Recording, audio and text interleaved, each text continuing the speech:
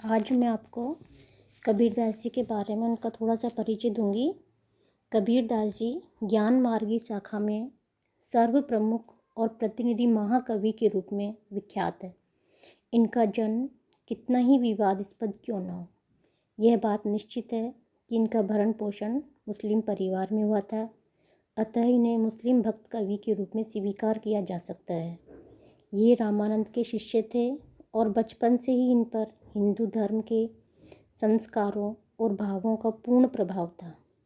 उनकी स्वीकारोक्ति भी है, काशी में हम प्रकट भये रामानंद चिताए। कबीर हिंदू और मुसलमान दोनों को एक ही पिता की संतान स्वीकार करते थे, इसीलिए उन्होंने इसमें कोई भेद नहीं किया। उनकी कविता इसका जीवंत प्रमाण है। कबीर आत्मिक उपासना और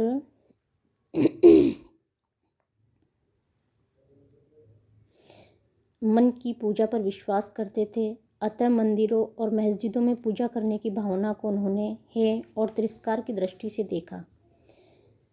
ये बहुश्रुत पंडित थे, पंडित ही नहीं उपदेशक थे, केवल कवि नहीं, कबीर मानवता के पोषक थे। मध्यकाल के क्रांति पुरुष होने के कारण इन्होंने समाज की भीतरी और बाहरी दोनों पक्षों को अपने आक्रमण का निशाना बनाया।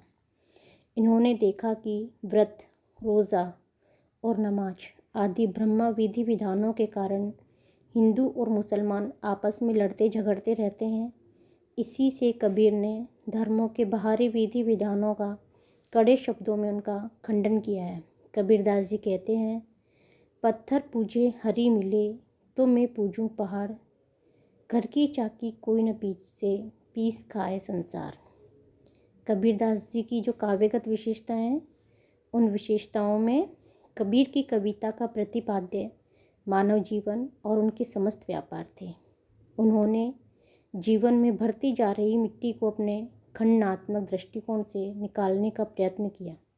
उनकी कविता की विशेषताएं हैं, कबीर कवि के साथ साथ उच्च कोटि के साधक थे, सत्य के पूजक थे और ज्ञान के अन्वेषक थे। इसी से उनका काव्य सत्य और ज्ञान के निरूपण के लिए लिखा गया है।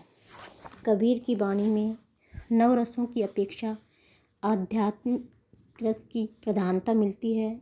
उनका समग्र रचनात्मक साहित्य एक पहुँचे हुए संत के अनुभवों का भंडार है। कबीर के समस्त साहित्य में ग्रंथों में जिनकी संख्या 57 तक मानी गई है, सर्वत्र सिद्धांतों और उपदेशों का ही प्राधान्य है। कबीर ने प्राय गुरु महिमा, संत महिमा, सत्पुरुष निरूपण, योगाभ्यास, भक्तों की महिमा, सत्य वचन, माया का निरूपण, नाम सुमिरन की महिमा, सत्संगति के लाभ, कुसंगति की हानियाँ, साधु की महिमा, संसार की असारता, नारी निंदा, ईश विनय आदि पर यह दिख रहा है। उनका समस्त साहित्य धर्म, समाज, आचरण, नैतिकता तथा व्यवहार संबंधी विषयों का भंडार है। कबीर की आलोचनात्मक पद्धति स्पष्टवादिता और निष्पक्षता के लिए प्रसिद्ध है।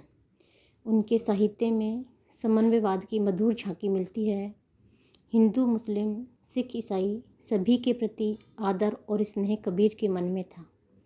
भेदभाव को दूर करने की प्रकृति कबीर की कविता की प्रमुख विशेषता है, तभी तो वे मानवतावाद के पोषक और एक प्रगतिशील विचारक के रूप में सामने आते हैं। कबीर का काव्य इस बात का प्रमाण है कि उसमें हृदयगत सत्यता और अनुभूति की प्रधानता मिलती है। कबीर का शिल्प सरल, सहजग्राह्य है।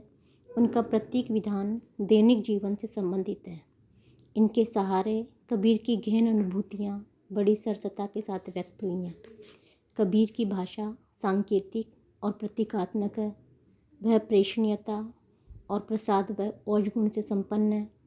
वह कई भाषाओं की बोलचाल पूर्ण शब्दावली का उदाहरण है। उसमें ओज है, तेजस्विता है। वह अद्भुत उक्ति वैचित्र्य से काव्य को सौष्ठव प्रदान करती है। कबीर ने अलंकारों को प्रयत्नपूर्वक नहीं सजाया, अपितु अनायास ही बड़े बड़े सुंदर रूपकों, यमकों, श्लेषों और उपमा उत्प्रेक्षाओं की सृष्टि की गई है। फलतः काव्य व्यवहारिक और आकर्षक बन गया है। सबसे बड़ी विशेषता यह है कि कबीर अपने युग के प्रतिनिधि कवि थे, अतः उनका कला पक्ष भले ही शिथिल हो, किंतु उसकी भाव योजना उत्कृष्ट है। धन्यवाद।